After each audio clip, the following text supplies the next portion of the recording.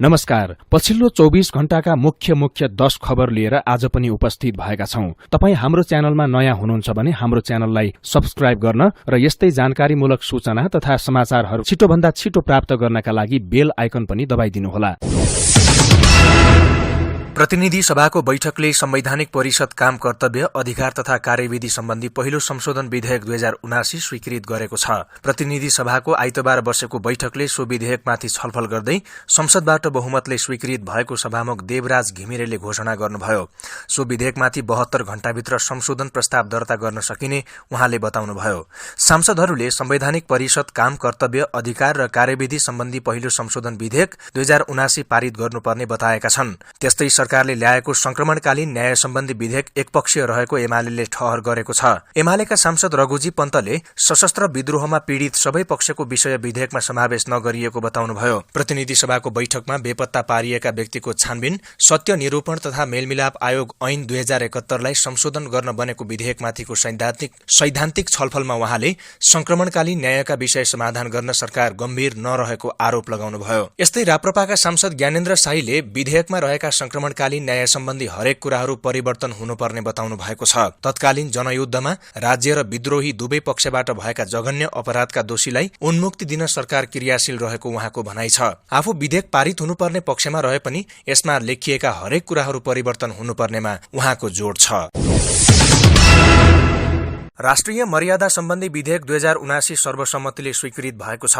आइतबार राष्ट्रिय सभा बैठकबाट सो विधेयक सर्वसम्मतिले स्वीकृत भएको हो। नेकपा एकीकृत समाजवादीका राष्ट्रिय सभा सदस्य डाक्टर बेदुराम भुषालले सो विधेयक सभा समक्ष पेश गर्नु भएको थियो। छलफल सकिएपछि राष्ट्रिय सभाका अध्यक्ष गणेश प्रसाद तिमिल सिन्हाले विधेयकको विपक्षमा कोही सांसद नरहेकाले विधेयक संसदबाट सर्वसम्मतिले स्वीकृत भएको घोषणा गर्नुभयो। अति विशिष्ट व्यक्ति तथा विशिष्ट पदाधिकारीले गरिने सम्बोधन तथा राष्ट्रिय झण्डा र राष्ट्रिय गानको प्रयोग र अति विशिष्ट तथा विशिष्ट व्यक्तिलाई सम्मान प्रकट गर्ने, सलामी दिने जस्ता विषयहरू विधेयकमा समावेश गरिएका छन्। राष्ट्रिय सभाको अर्को बैठक यही चैत 16 गते बिहीबार बिहान 11:01 बस्नेछ।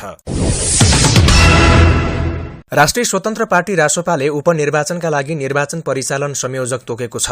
वैशाख 10 हुने 3 क्षेत्रको उपनिर्वाचनका लागि केन्द्रीय नेताहरूलाई क्षेत्रको निर्वाचनमा संयोजनको जिम्मेवारी दिएको छ। उपसभापति डोल प्रसाद अरियाललाई चितवन 2, सहमहामन्त्री कविन्द्र बुर्लाकोटीलाई तनहुँ 1 र केन्द्रीय सदस्य गणेश कार्कीलाई 12-2 मा तोकिएको महामन्त्री मुकुल ढकालले जानकारी दिनुभयो। चितवन 2 मा सभापति रवि लामिछाने उम्मेद्वार हुनुहुन्छ। अन्य 2 क्षेत्रको उम्मेद्वार भने चयन गर्न बाँकी छ। आकांक्षीहरूका बीचमा प्रतिस्पर्धा गराएर उम्मेद्वार चयन गरिने रासोपाले जनाएको छ। 12-2 मा उम्मेद्वारी चयन तथा अन्य तयारीका लागि सांसद मनिष झा समेत खटिनु हुने भएको छ। सो क्षेत्रबाट निर्वाचित राम सहाय प्रसाद यादव उपराष्ट्रपतिमा निर्वाचित हुनु भएपछि सांसद पद रिक्त रहेको छ। कंग्रेस, माओवादी लगायत सत्ताधारी दलले यस क्षेत्रमा जनता समाजवादी पार्टीलाई सघाउने संकेत गरेका छन्। यस्तै तनहुँ 1 मा रासोपाबाट गत निर्वाचनमा राष्ट्रपति रामचन्द्र पौडेलसँग पराजित विकास सिग्देल, नमस्ते लाल भूमि श्रेष्ठ लगायत आकांक्षी हुनुहुन्छ। गण्डकी प्रदेशका रासोपा इन्चार्ज झबीलाल डुम्रेले 19 गते साँझ 7 बजे उम्मेद्वार निश्चित हुने बताउनुभयो। आकांक्षी उम्मेद्वार छान्नका लागि क्षेत्रका क्रियाशील पार्टी सदस्यले मत दिन पाउनेछन्। रासोपाले उपनिर्वाचन हुने क्षेत्रमा तालमेल नगर्ने निर्णय गरिसकेको छ। प्रधानमन्त्री पुष्पकमल दाहाल प्रचण्डले मन्त्रालयको संख्या बाँडफाँडको प्रारम्भिक प्रस्ताव तयार पार्नु भएको छ। गठबन्धनमा रहेका दलहरूसँग परामर्श गरेर उहाँले प्रारम्भिक प्रस्ताव तयार पार्नु भएको हो। प्रस्तावमा गठबन्धन दलसँग सहमति जुटाएर सोमबारसम्ममा मन्त्री परिषद विस्तार गर्ने प्रधानमन्त्रीको तयारी छ। शनिबार बसेको माओवादी पदाधिकारी बैठकमा पार्टी अध्यक्ष समेत रहनुभएका प्रधानमन्त्रीले आइतबार गठबन्धनको बैठकमा प्रस्ताव राख्ने र प्रारम्भिक प्रस्ताव पेश हुने बताउनु भएको थियो। गठबन्धनमा आबद्ध दलका शीर्ष नेताहरूसँगको छलफलका आधारमा प्रधानमन्त्री प्रचण्डले कंग्रेसलाई 1 राज्य मन्त्री सहित 8, माओवादीलाई प्रधानमन्त्री सहित 5, राष्ट्रिय स्वतन्त्र पार्टीलाई 1 राज्य मन्त्री सहित 3, एकीकृत समाजवादीलाई 1 राज्य मन्त्री सहित 3, जसपालाई 2, जनमत लोसपा र नागरिक उन्मुक्तिलाई 1-1 र स्वतन्त्र 2 सांसद मध्येबाट 1 जनालाई मन्त्री बनाउने प्रस्ताव तयार पार्नु भएको छ। माओवादीबाट मन्त्री रहेका मन्त्रालयको हेरफेर गर्ने र कसलाई कुन मन्त्रालय दिने टुङ्गो लगाउने गरी शीर्ष तहमा छलफल भइरहेको छ। सबैलाई समेटेर मन्त्री परिषद विस्तार गर्दा अहिले माओवादीले सम्हाल्दै आएका केही मन्त्रालय हेरफेर हुन सक्छ सक्ने नेताहरूले बताएका छन्। प्रचण्डले गएको 6 गते कंग्रेससहित 10 दलको समर्थनमा विश्वासको मत लिनुभएको थियो। नेपाली कंग्रेस उपसभापति पूर्णबहादुर खड्काको नेतृत्वमा 8 मन्त्रालय सहित सरकारमा जाने तयारीमा छ। कंग्रेस सभापति शेरबहादुर देउबाको निवास धुम्बाराईमा शनिबार बसेको पदाधिकारी बैठकले 8 मन्त्रालय सहित सरकारमा जाने निर्णय गरेको थियो। यस्तै एकीकृत समाजवादीले उपाध्यक्ष बेदुराम भुषालको नेतृत्वमा सरकारमा जाने तयारी गरेको छ। नेकपा माओवादी केन्द्रले लुम्बिनीमा एमाले नेतृत्वको सरकारलाई दिएको समर्थन फिर्ता लिएको छ। सरकारबाट बाहिरिए लगत्तै संघीय गठबन्धनका माओवादी सहित नेकपा एकीकृत समाजवादी, जनमत पार्टी र नागरिक उन्मुक्ति पार्टीले लुम्बिनी प्रदेशका मुख्यमन्त्री लीला गिरीलाई दिएको समर्थन फिर्ता लिएका हुन्। माओवादी र जनमतका 4 मन्त्रीले आइतबार मुख्यमन्त्री गिरी समक्ष राजीनामा बुझाएका छन्। लुम्बिनी सरकारमा माओवादीबाट जोखबहादुर महरा, इन्द्रजित चौधरी र कृष्ण केसी मन्त्री बन्नु भएको थियो। यस्तै जनमतबाट सीके गुप्ता मन्त्री हुनुहुन्थ्यो। गत पुस 27 मा एमाले संसदीय दलका नेता गिरी मुख्यमन्त्री नियुक्त हुनुभएको थियो। माघ 5 मा विश्वासको मत लिनुभएका गिरीलाई 58 सांसदले समर्थन गरेका थिए। यस्तै कंग्रेस संसदीय दलका नेता दिल्लीबहादुर चौधरीले मुख्यमन्त्रीका लागि दाबी पेश गर्नु भएको छ। लुम्बिनीमा माओवादी केन्द्र सहित 4 दलले समर्थन फिर्ता लिएपछि चौधरीले प्रदेश प्रमुख आमिक शेरचन समक्ष मुख्यमन्त्रीमा दाबी पेश गर्नु भएको हो। चौधरीले प्रदेश प्रमुख शेरचनलाई 53 जना सांसदको हस्ताक्षर सहितको पत्र पनि बुझाउनु भएको छ। जनमत पार्टीले मधेसका 6 जिल्लामा आफ्नो पार्टीको इन्चार्ज तोकेको छ। जिल्लामा पार्टीको काम कारबाही अघि बढाउन र संगठन विस्तार गर्ने गरी जिल्ला समिति गठन गर्न इन्चार्जको जिम्मेवारी तोकिएको पार्टीले जनाएको छ। पर्सा, रौतहट, सर्लाही, महोत्तरी, धनुषा र सिराहाको इन्चार्ज तोकिएको अध्यक्ष सीके राउतले जानकारी दिनुभयो। उहाँका अनुसार पर्सामा माधव प्रसाद सिंह इन्चार्ज, ओम प्रकाश सर्राफ संयोजक र मुकेश द्विवेदीलाई सहसंयोजक तोकिएको छ। यस्तै रौतहटमा ब्रिज किशोर यादव, सर्लाहीमा श्रीचरण राय यादव, महोत्तरीमा सौरभ शाह, धनुषामा सुरेन्द्र मण्डल र सिराहामा विनोद यादव इन्चार्ज तोकिएको जनमतले जनाएको छ।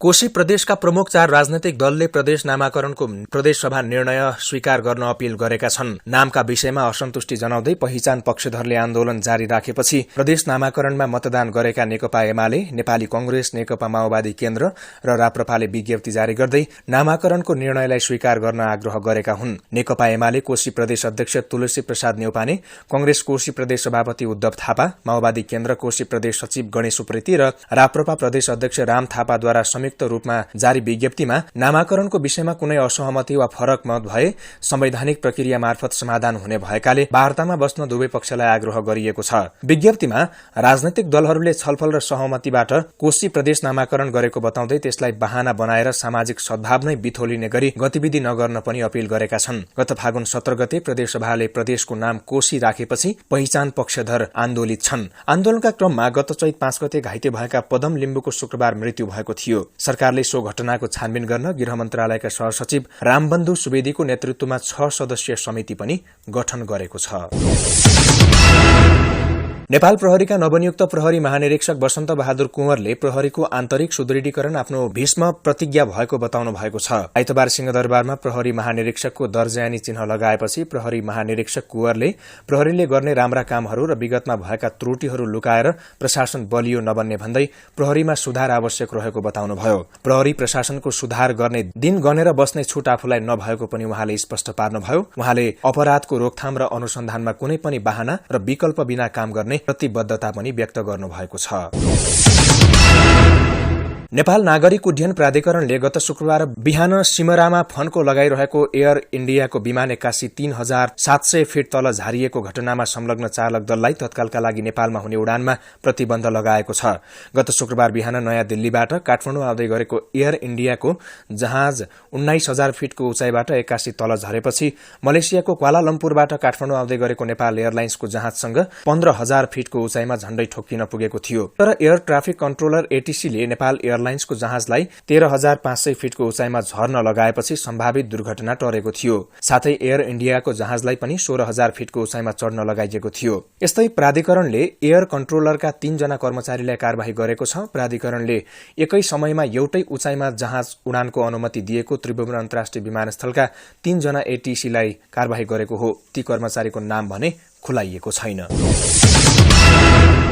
विश्व बैंकले नेपाललाई 12 करोड़ अमेरिकी डलर अनुदान दिने भएको छ। विश्व बैंक कार्यकारी निर्देशक बोर्डले आइतबार नेपाल सरकारको प्रमुख विद्यालय शिक्षा क्षेत्र कार्यक्रम कार्यान्वयन गर्न यो रकम बराबरको अनुदान दिने निर्णय गरेको हो। यो कार्यक्रम विगतको विद्यालय क्षेत्र कार्यक्रममा आधारित रहेको छ। मालदिप्स, नेपाल, श्रीलंकाका लागि विश्व बैंकका कन्ट्री निर्देशक फारिस हदाद जोरसोबले गुणस्तरीय शिक्षामा लगानी गर्नु भनेको मानव पुँजीको विकासका लागि महत्वपूर्ण रहेको बताउनु भएको छ। यसले नयाँ संघीय राज्यको महत्वाकांक्षा पूरा गर्न शिक्षाको गुणस्तर र समतामूलक पहुँच बढ़ाउने नेपाल सरकारको दृष्टिकोणलाई समेत समर्थन गर्ने उहाँको भनाइ छ। यो अनुदान कोभिड-19 का कारण बन्द भएका विद्यालयका कारण भएको हानिलाई सम्बोधन गर्न, उपयुक्त कक्षाकोठा निर्माण तथा डिजिटल शिक्षणलाई सुदृढ गर्न प्रयोग हुने समेत विश्व बैंकले जनाएको छ।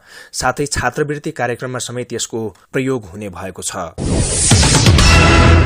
आजका लागि मुख्य 10 खबर यति नै। तपाईलाई हाम्रो भिडियो र समाचार कस्तो लाग्यो कृपया प्रतिक्रिया दिन नभुल्नुहोला अनि यस्तै जानकारीमूलक समाचारका लागि हाम्रो च्यानललाई सब्स्क्राइब गरी बेल आइकन थिच्न पनि नभुल्नुहोला। नमस्ते।